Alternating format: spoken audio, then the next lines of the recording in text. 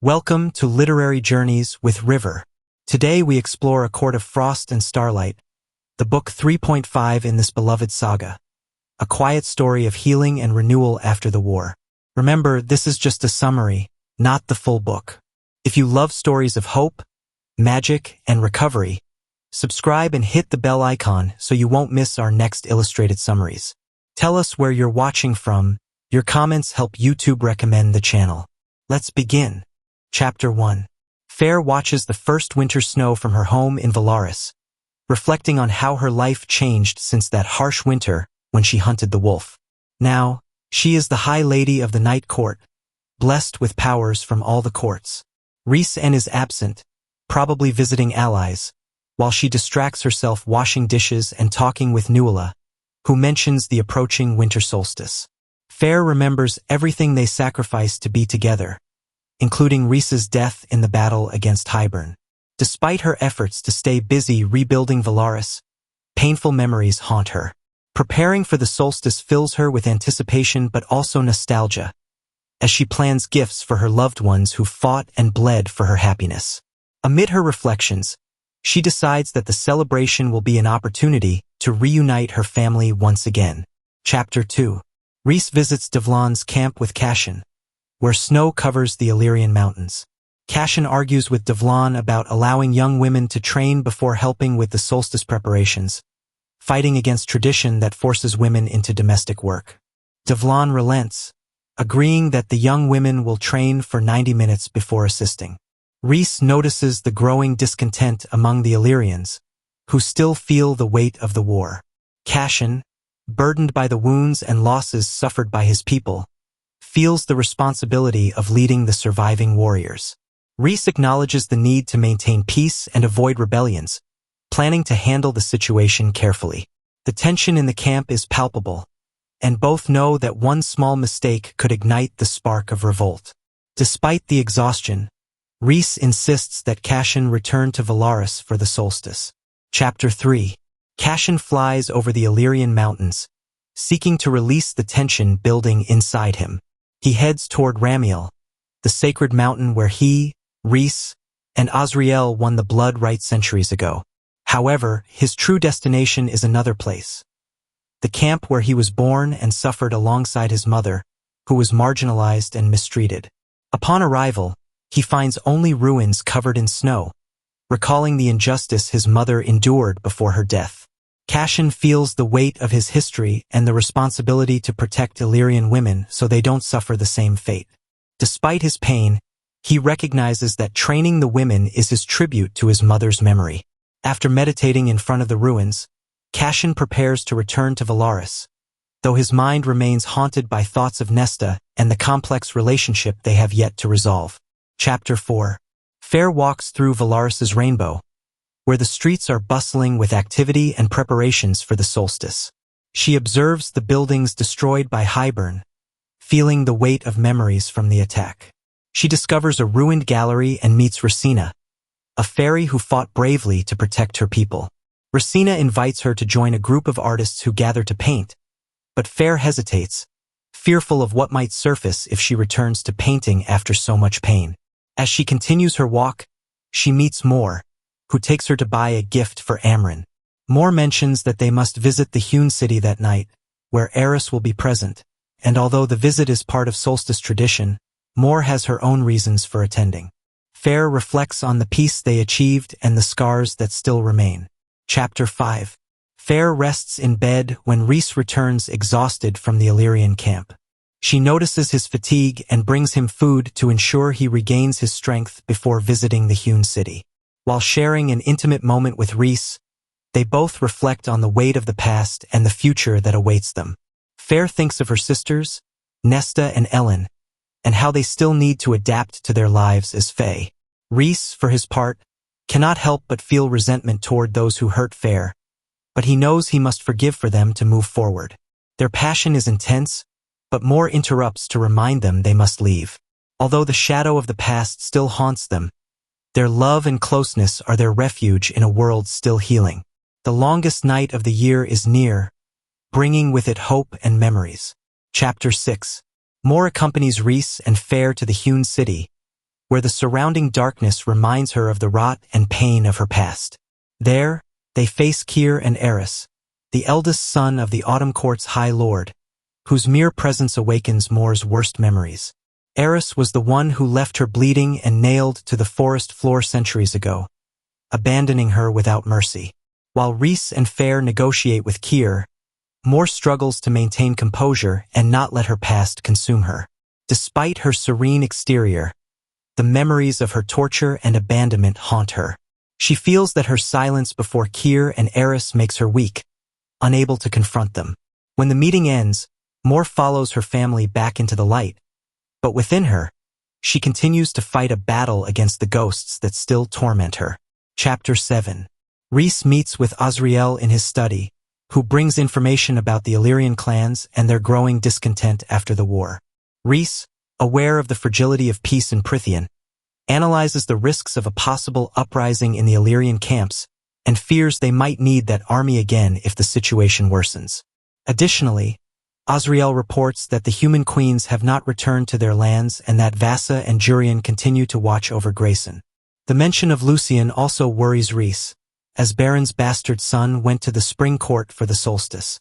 Rhys decides to handle the situation personally, though he knows that facing Tamlin will reopen old wounds. Despite the rising tension, Rhys tries to protect his inner circle from these concerns during the solstice, knowing that the shadows of war still linger. Chapter 8. Cashin visits the Windhaven camp to prepare the Illyrians before the imminent storm approaches. There, he meets Emery, an Illyrian with clipped wings who inherited her father's shop after his death in the war. Cashin is impressed by her strength and determination, as despite the scars that marked her, Emery holds her head high. Seeing the shop filled with gloves, scarves, and winter clothing, Cashin buys everything and asks her to distribute it to those who need it most before the storm. Although Emery knows that most of the camp does not accept her, she agrees to his request. Cashin senses in her an inner fire similar to Nesta's, and as he leaves the shop, he feels that a storm far more dangerous than the weather is approaching in those mountains. Chapter 9. Feyre walks through the streets of Velaris to Racina's studio, feeling the joy of the solstice preparations. Although she initially planned to join the group of artists, her insecurity about facing her art after so much pain leads her to wander toward an abandoned gallery. There, she decides to paint in solitude, confronting her fears. In that empty space, memories of the war and sacrifice blend with her need to find peace. As she progresses, Feyre feels her soul gradually release, finding calm with each brushstroke. Finally, her work reveals the image of herself in the Ouroboros, a beast of darkness and fury that represents her true self. Exhausted but relieved, she decides to leave the painting there to dry and returns home, feeling she has taken the first step toward healing. Chapter 10. Feyre spends hours painting in the abandoned gallery, letting her emotions flow freely. The painting takes shape until it reveals the image that haunted her in the Ouroboros, a beast of scales and darkness reflecting all that she is. The sight of that creature, which once terrified her, now comforts her, as she recognizes that she no longer needs to run from her true nature. The painting gives her a sense of closure, as if she is finally beginning to heal the invisible wounds the war left on her soul. Exhausted but satisfied, she decides to leave the painting there to dry, feeling that this deserted space is where it belongs for now. She knows that no one will see that part of her, not even Rhys, for that image is only for her. Feyre leaves with the promise to return tomorrow to reclaim her work and confront all that her heart still holds. Chapter 11. Rhysand visits the Spring Court, finding a devastated land and a mansion that reflects Tamlin's deterioration. The house, once full of life, is now a silent tomb. Tamlin, emaciated and lifeless, greets him with indifference. Rhys, with dangerous calm and sarcasm, mentions Tamlin's unprotected borders, making it clear that Feyre had accomplished her mission of dismantling his court. Tamlin, broken by his own decisions, barely responds to Rhys's cutting remarks. The visit is a mixture of warning and humiliation, where Rhys makes it clear that Tamlin deserves his misery. As he leaves, Rhys feels a void, aware that Tamlin has no defenses, almost as if he were waiting for death. Rhys returns to Feyre, who senses his mood, and after sharing his experience, he seeks comfort in her presence. Chapter 12. Feyre finds Cashin decorating the house for the solstice in a chaotic manner. Azriel arrives and fixes the mess, provoking laughter among them. The gathering becomes lively when Mor and Amren join, although Amren's mention of Nesta darkens Cashin's mood. During dinner, the tension between Cashin and Azriel intensifies, especially when Az shows an unusual deference toward Ellen, who seems uncomfortable. The conversation takes a turn when Amren mentions her adjustment to her new mortal condition, provoking laughter over her lack of understanding of basic matters. The lighthearted mood is overshadowed when Ellen and Amren discuss her transformation, making it clear that Ellen has yet to accept her new reality. Tension rises when Ellen mentions that Nesta has no intention of attending the solstice, which worries Feyre and reinforces the emotional distance that separates their family. Chapter 13. Feyre finds Nesta in a tavern surrounded by men and playing cards. Her sister, distant and disdainful, barely acknowledges her. Feyre tries to convince her to attend the solstice, appealing to her relationship with Ellen and mentioning their father's memory, but Nesta coldly rejects her. During the conversation, Feyre perceives the anger and repressed pain in Nesta, who prefers to distance herself from her family. Feyre, frustrated, offers to pay her rent if she agrees to come, but even that offer is met with disdain. As Feyre leaves, she feels Nesta's gaze on her back, a mixture of defiance and unspoken pain. The emotional distance between the two sisters feels insurmountable, and Feyre, though hurt, understands that Nesta is lost in her own abyss, unable to accept the help offered to her. Chapter 14. Rhysand and Mor walk through Velaris, recalling the damage caused by the war. The tension between them is evident, and Rhys senses that the collaboration with Keir and Eris has extinguished something in his cousin. Mor, distant and hurt, mentions Keir's upcoming visit to Velaris, which awakens old traumas. Rhys offers to protect her, but Mor refuses to hide, determined to face her father. During their conversation, Rhys reveals that he needs Mor to travel to reinforce alliances in other realms, taking advantage of her diplomatic skills. Although Mor agrees, Rhys feels the burden this places on her.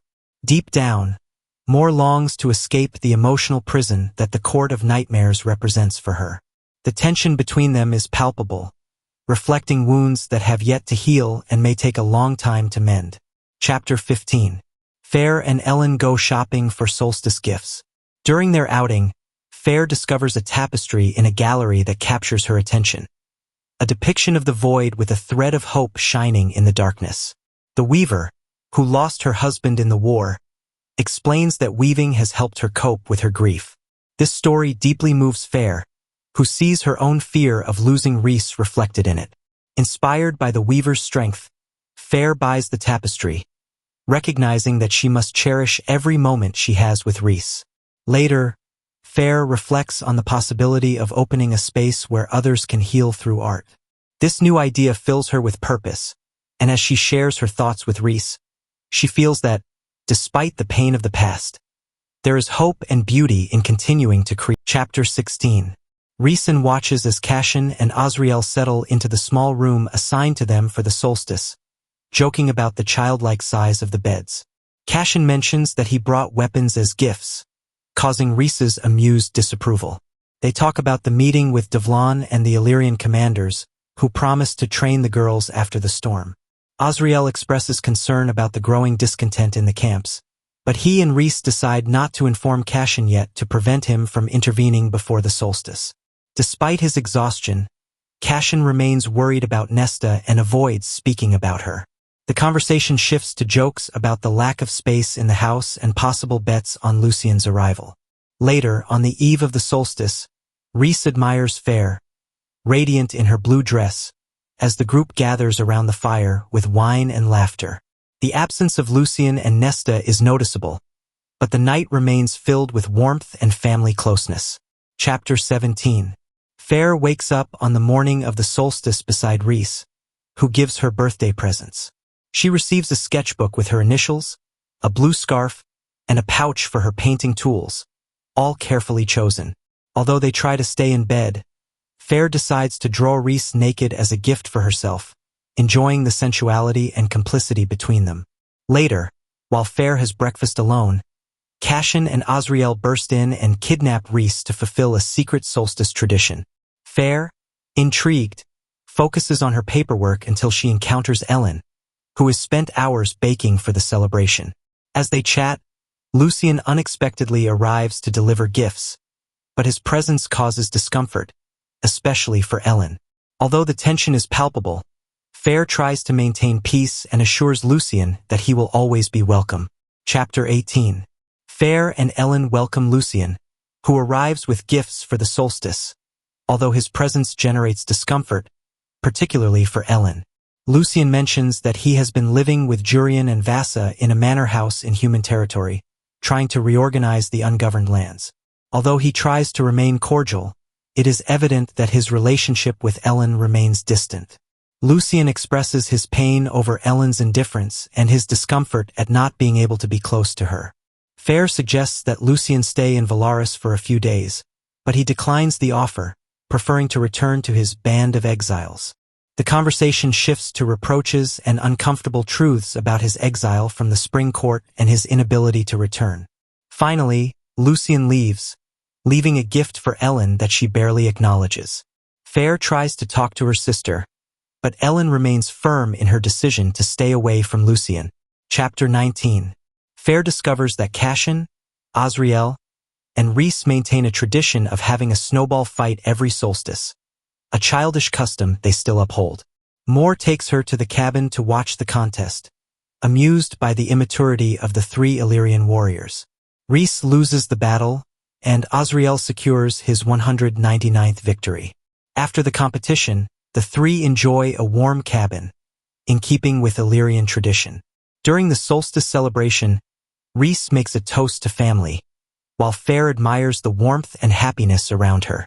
She is surprised to find a birthday cake with meaningful details, made by Ellen, reflecting her and her sister's history. Feyre makes a wish as she blows out the candles, a deep desire that she keeps in her heart. The evening continues with laughter and gifts, strengthening the bonds of family. Chapter 20. Nesta unexpectedly arrives at the solstice celebration, although her presence causes discomfort. Feyre welcomes her at the door and invites her in, while Ellen guides her toward the fire. The tension is palpable when Amren mentions Nesta's thinness, but a brief exchange of smiles eases the atmosphere. Although Nesta remains distant, she accepts participating in the celebration. Cassian watches Nesta closely without intervening.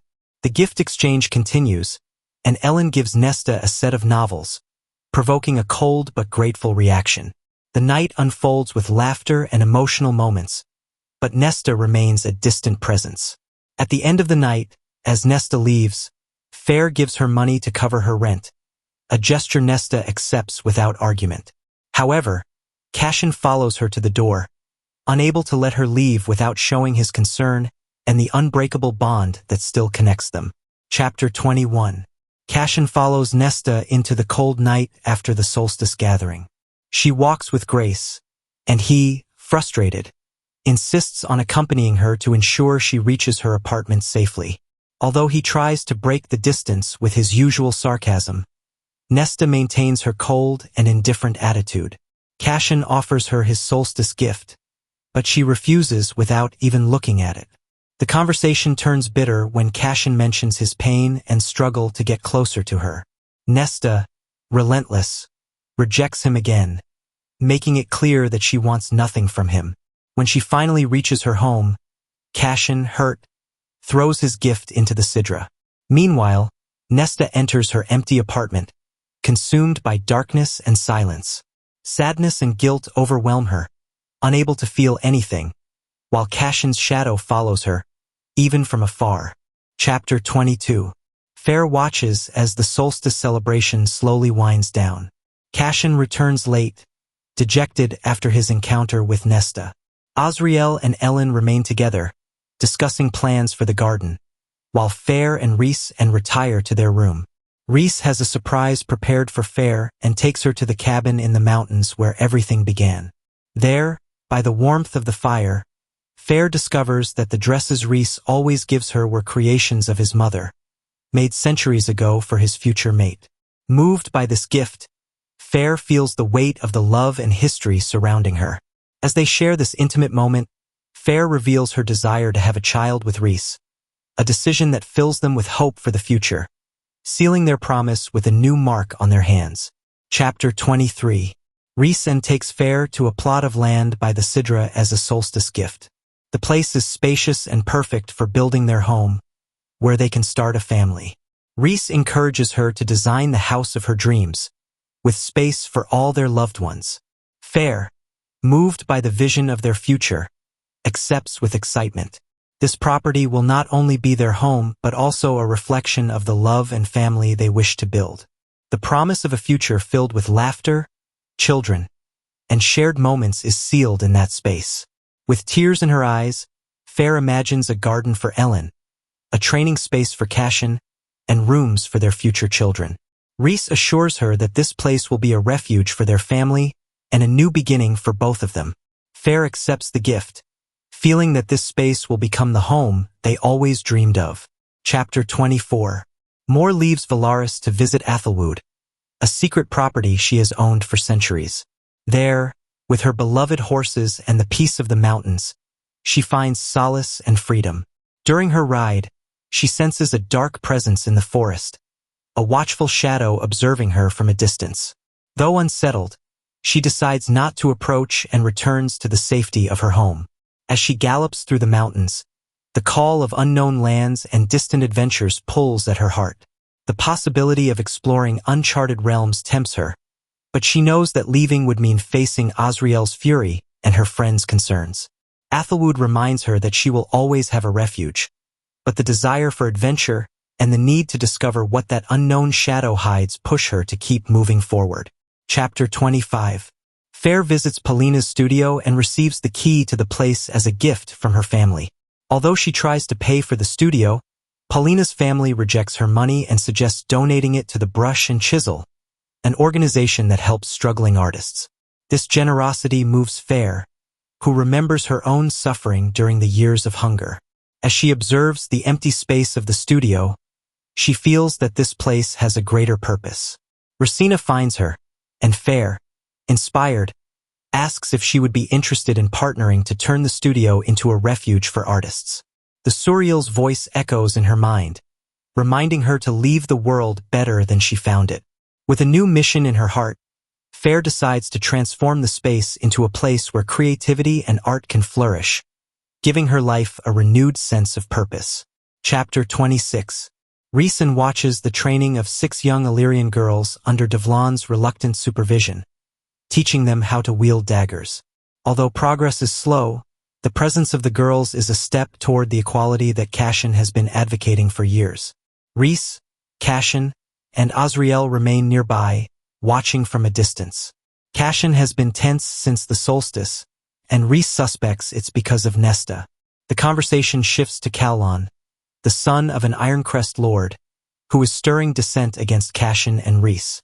Azriel suggests that accidents happen during the rite, implying a possible solution, but Cashin refuses to manipulate that tradition. Despite the tensions in the camp, Rhys reminds Cashin that change will come through small steps. Cashin nods, aware that these young girls represent a future where Illyrian women will have a place on the battlefield. Chapter 27. Feyre and Rhysand wait anxiously at the door of the art studio, now transformed into a bright and welcoming space. After weeks of preparation and planning, the day of the first class arrives. Children, both High Fae and Fairies, arrive with some of their parents, cautious and full of uncertainty. Many have lost their families during the war and need a space to express their grief.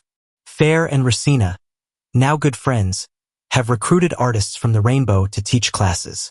The program is free, ensuring that no child or family has to pay to participate. With her heart pounding, Feyre watches as the children settle around the easels, ready to create. She knows the space will be a refuge for them, a place where they can express their emotions and heal. With a nervous smile, Feyre begins the first class. Chapter 28. Rhys waits for Feyre after her first class with the children. He notices the still wet paintings and jokes about the blue paint that stained her hair and clothes. Feyre shows him a moving painting of a young fairy who depicted the death of her parents, making her decide to keep the piece to remember the pain the war left behind. As they leave the studio, Feyre and Rhys walk through the rainbow, enjoying the cold winter sun. Feyre shares her joy over the life they are building together and, through their bond, confesses how happy he makes her. Rhys, deeply moved, sheds tears that Feyre gently wipes away. They both promise to face any challenge together, feeling that their love is stronger than any threat. With their hearts intertwined, they walk toward their home, dreaming of the future that awaits them. That was A Court of Frost and Starlight, a gentle bridge between war and rebirth in the world of Prythian. Thank you for joining us once again on this journey through Sarah J. Maas's universe. If you like this summary, subscribe, give it a thumbs up, and share it with other fantasy lovers. Now tell me in the comments, do you see this book as a true ending or a new beginning?